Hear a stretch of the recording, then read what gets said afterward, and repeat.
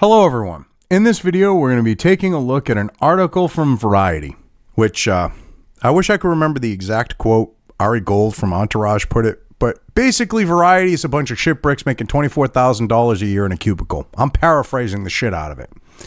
And here they are carrying water for fucking Twitter.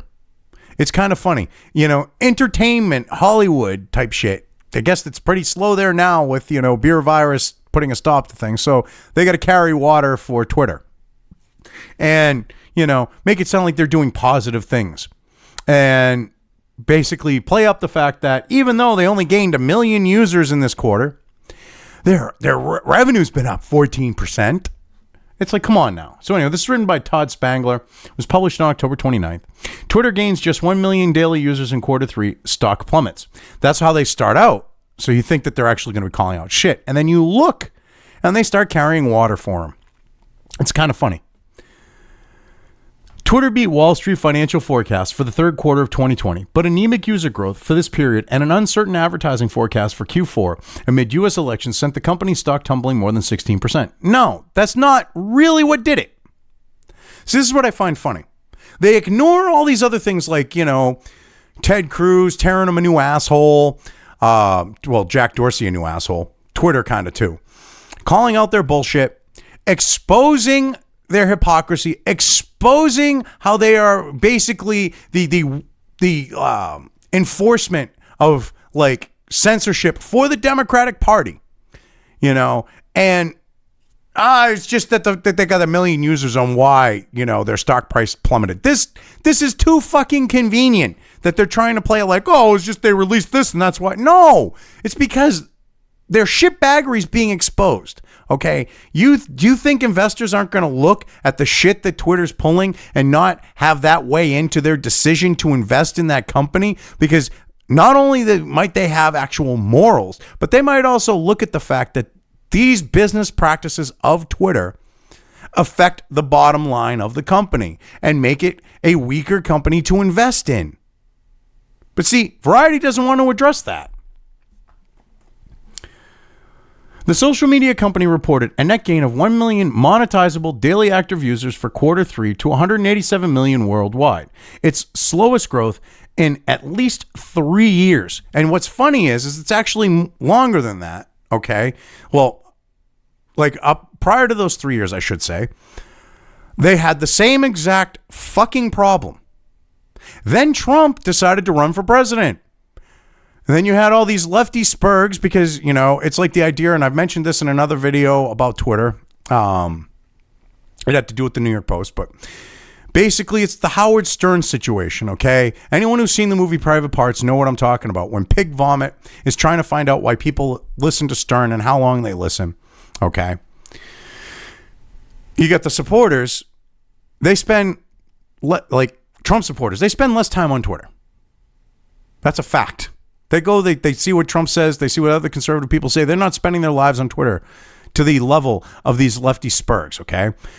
And a lot of those lefty spurgs are spending time on there to see what the right is saying. So they're going to be like, that's not true, especially with Trump. They want to be, not true, So you've got, like, say, like with the idea of like the Trump supporters, okay? Like we'll use the Howard Stern analogy. They'll spend like 2 hours, which I'm using from the movie.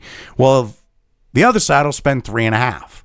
So what they don't realize is Trump is what caused them to not go belly up and go the way of MySpace, you know, with the election situation. They don't want to look at that fact as to why there's been so many users added to Twitter's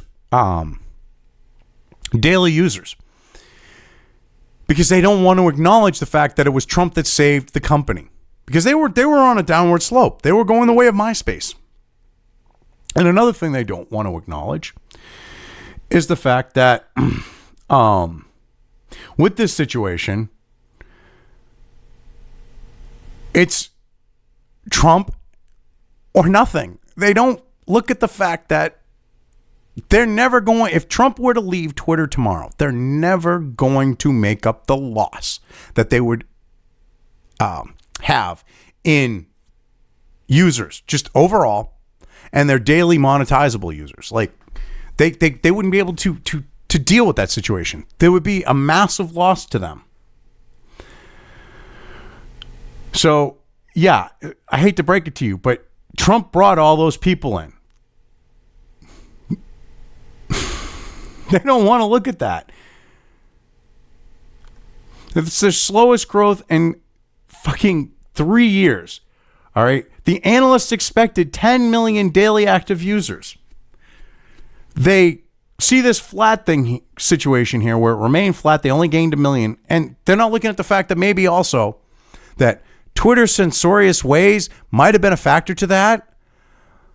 The fact that they just started banning people for stupid fucking shit because, oh no, wrong think. When you're banning people and you're doing shit like that, no one new is going to want to join your service. Why would I mean, I've been banned from Twitter, okay, for my political views. I was banned before fucking Milo. Well, yeah, I was banned before Milo Yiannopoulos. I was banned before Laura Loomer, die on the bullshit hill that she is, the fucking fucking marionette fucking puppet looking psychopath that she is. All right, she is the Republican version of the Squad. Fucking victim complex, the whole thing. She's got it all. All right, and you look at them, I was banned. It's like, yeah, I was banned before you for my political views. What's your fucking point? But when you have that going on and you have more and more high-profile people getting banned, you have massive purges. Do you think someone's going to go and, yeah, I'm going to get vested in Twitter? You know, I'm going to go there. I'm going to spend my time there. I'm going to create, you know, a social media presence there and then have you take it away from them? Of course not. They don't want to risk it. Oh, and then you go and you look at the second quarter. Twitter gained 20 million daily users. Yes, they gained 20 million daily users during the second quarter because, I don't know, you had a lot of people that were stuck at home and they had nothing better to do but go out on Twitter. And a lot of them were going out on Twitter to see what Trump had to say.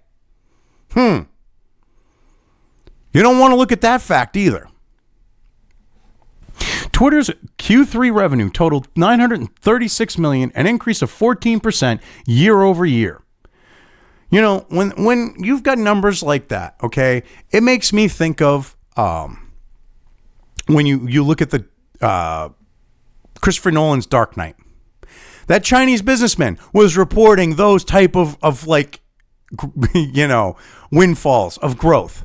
Okay, windfalls with growth, 14% year over year. Shady as all hell. Makes you wonder if they're cooking the books because that makes absolutely no sense. If you've got less monetizable users, you're not taking advertising from political campaigns, you're doing all this shit that makes advertisers weary about spending money with you. How the fuck did you make a 14% increase? That makes absolutely no sense. I wouldn't be surprised if they're cooking the books. But anyway, so 14% year over year and well over analyst consensus estimates of 775 million. Makes you really wonder if they're cooking the books. Net income was 29 million, representing a net margin of 3% and diluted EPS of 4 cents. That was down 22% from net income of 37 million in the year earlier period, but still ahead of Wall Street expectations. Which how can you have when you have no growth? Your site is stagnated. You've gained only 1 million users. How the hell are you getting a 14% increase? It makes absolutely no sense because these companies are buying advertising based on your monetizable users. They got leery. They didn't really invest with like the shit that was going on, which they get into here and they try to play it down. But yeah, this makes no sense whatsoever.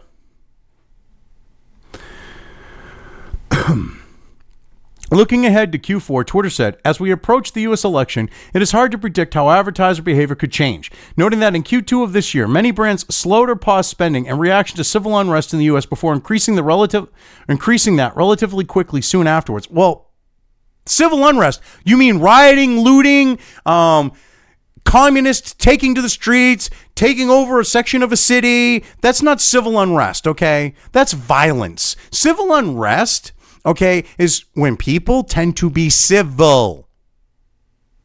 You can't call rioting and looting civil unrest. Call it what it is, Variety. It is rioting, looting, assaulting people.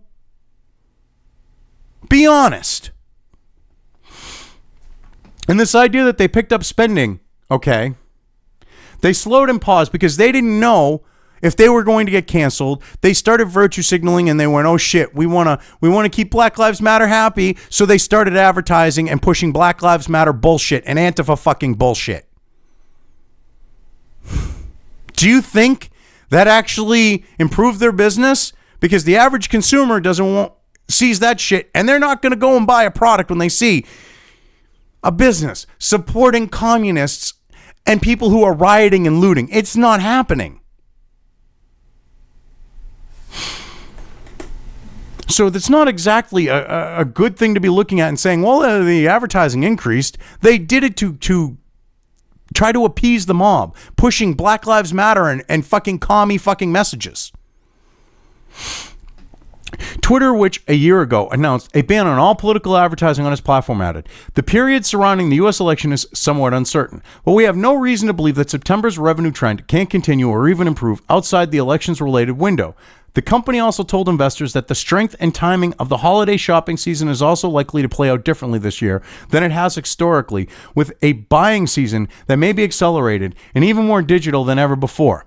See, they're blowing smoke up investors' asses, and Variety is blowing smoke up their readers' asses with this, okay? Because that's complete bullshit.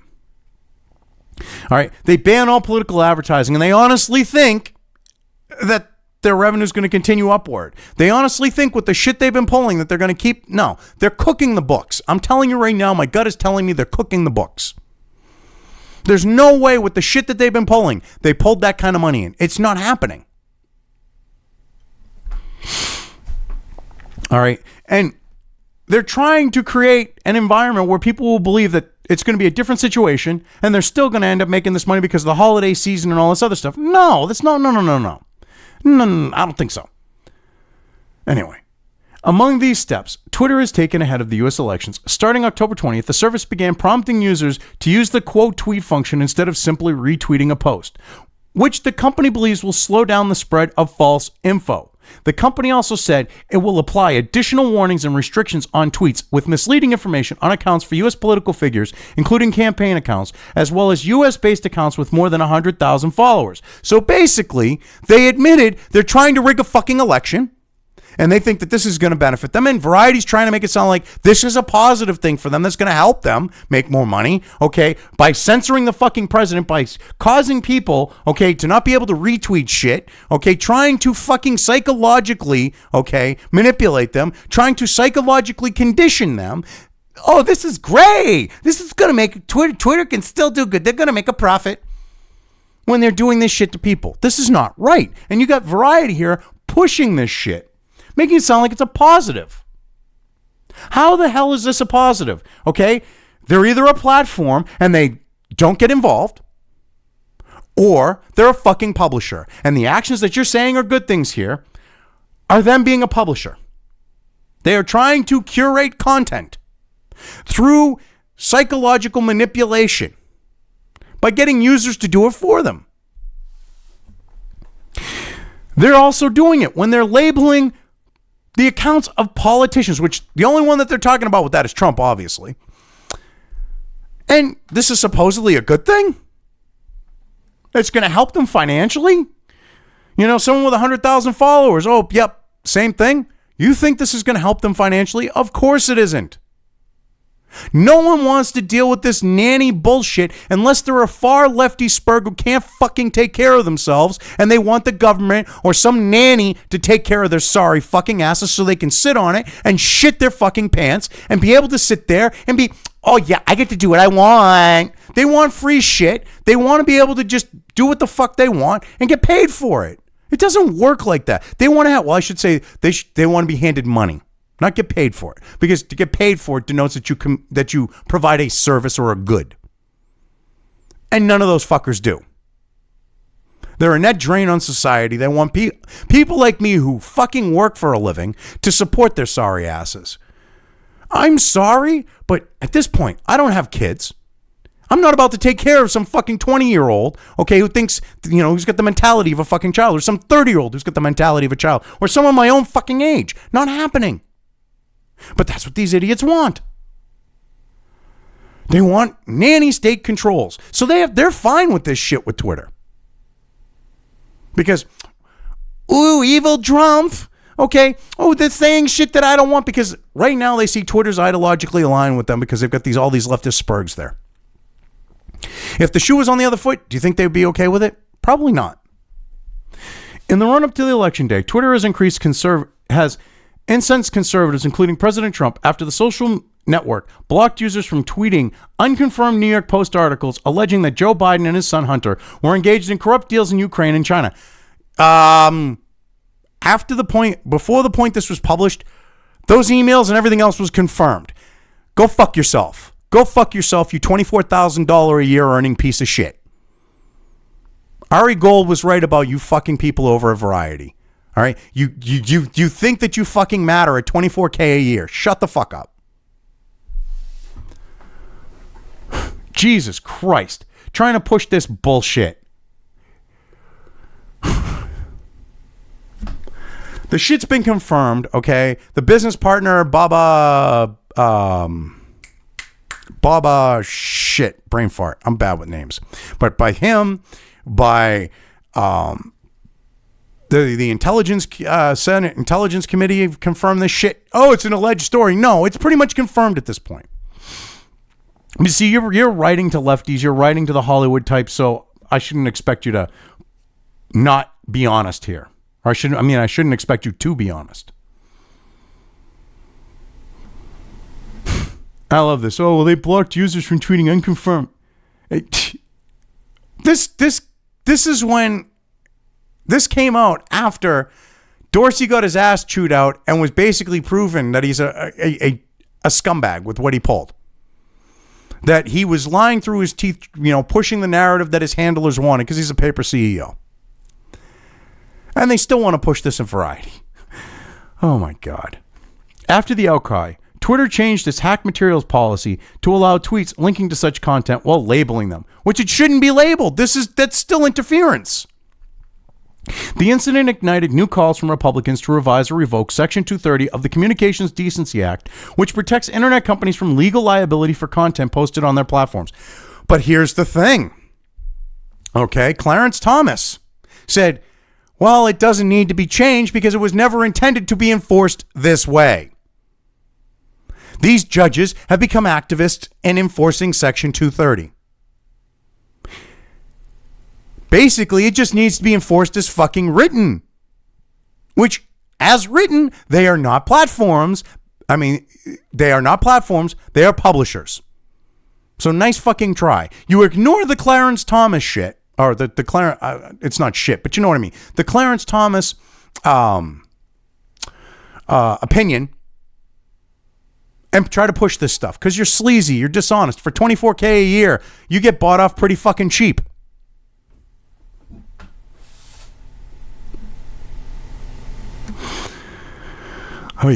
At a hearing Wednesday, GOP senators attacked CEO Jack Dorsey for blocking the Post stories and also fired questions at Facebook's Mark Zuckerberg and Google's Sundar Pichai over whether their content policing policies have anti-conservative bias.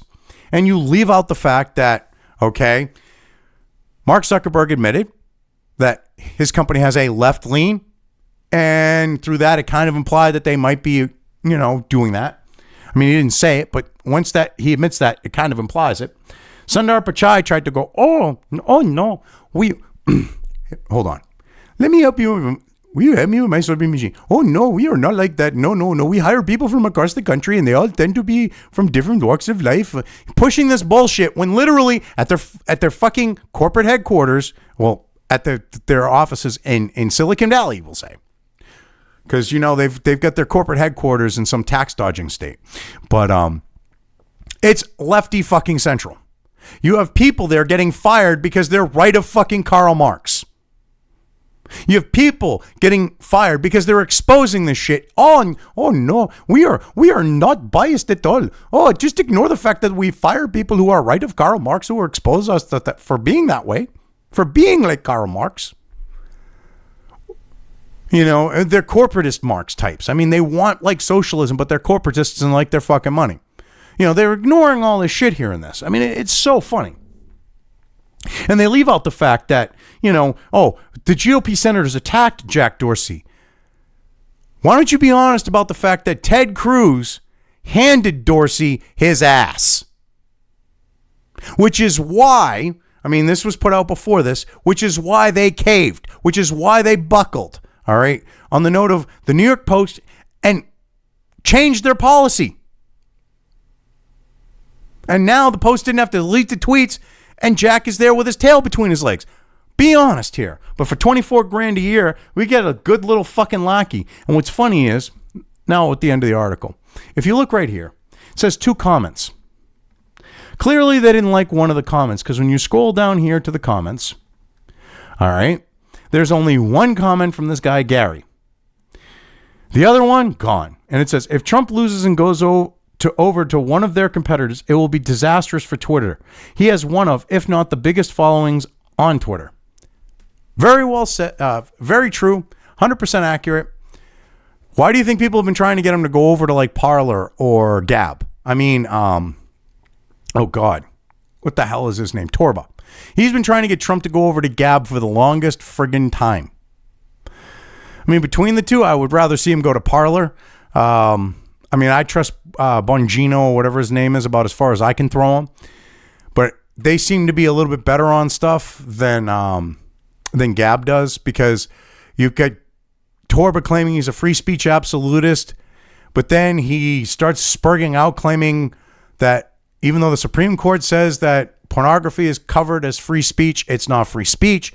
And he's anal retentive about censoring it. And he kind of brings into question whether he is one or not. So, I'd rather see him over at Parler. But just imagine the influx to Parler if Trump were to move there. You've got freaking Variety trying to carry water for them and cover up for their bullshit. Make fucking Dorsey look like a victim. Oh, he was attacked by GOP senators. It had nothing to do with him being a censorious piece of shit? No. That's how they're playing it here. Anyway, I've covered this well enough. I'm leaving things here. If you liked this video, depending on where you are watching it, please give it an upvote or thumbs up. If you want to know when new content of mine hits the internet, don't forget to subscribe to one or more of my social media or video accounts listed here. Also, with YouTube, don't forget to ring that bell. You can find all of my video content on both BitChute and YouTube. This may not be the case with other places I upload to, but I will try to minimize this happening. You are always welcome to interact with me at any of these sites on the list, so feel free to do so. If you have anything you want me to cover in a video, when it comes to news or current events, send it right along to me. I will try to do my best to cover it. As always, thank you for watching.